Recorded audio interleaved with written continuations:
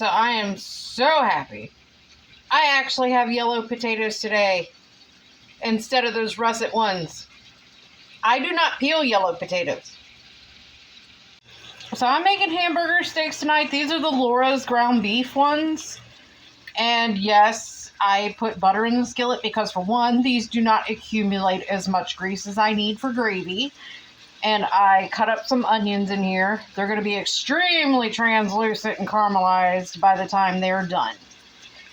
So, they're not going to be those nasty raw onions that make you cry like a baby.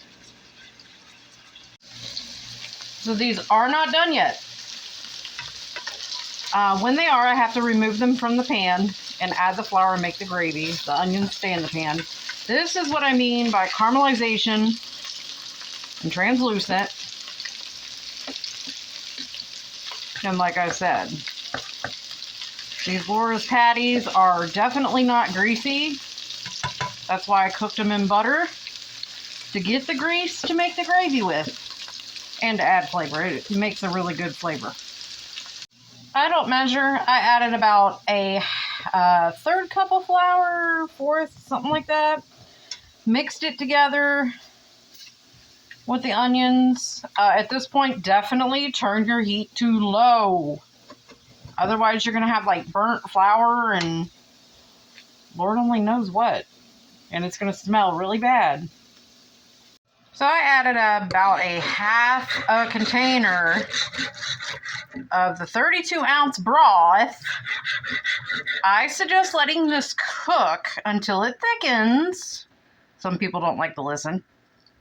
And you don't have to do it the way I'm doing it. I do these videos for fun, and I could give a crap less what anybody thinks. You're going to put them back in here once it thickens and put the lid on for a little while and let it simmer. So I shouldn't have to tell you all, add a little pepper to this. I already did. I added some garlic powder and pepper to the burgers, which already flavored this, but I did add extra pepper. Because what is gravy without pepper? I mean, really, what is it? Nothing. So I went ahead and threw some dried parsley flakes in there as well. That's more so for like color. You're not really going to taste it. But this is almost ready to put the burgers in.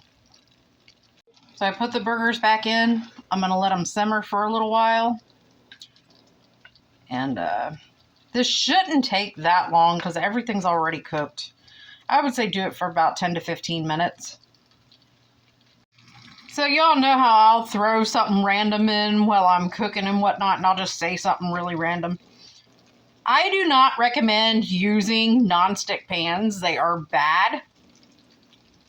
But this is the biggest skillet I have at the moment.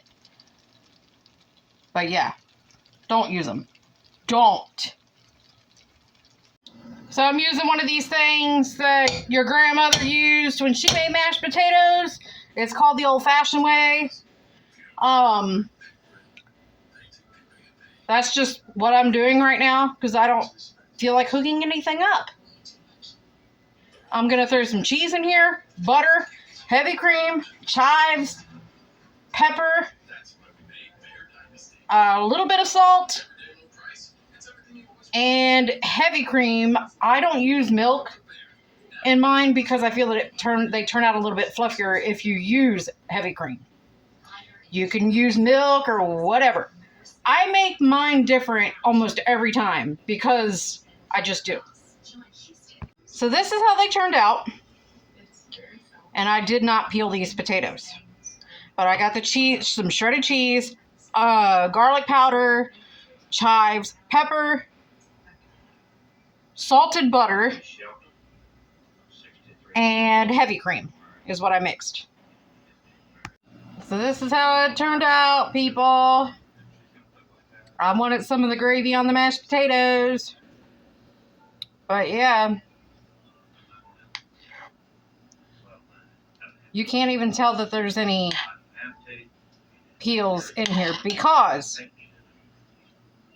yellow potatoes are a little different than russet. Their skin is thinner. And yes, I'm going to go eat dinner while I'm watching Hoarders. Y'all have a nice day.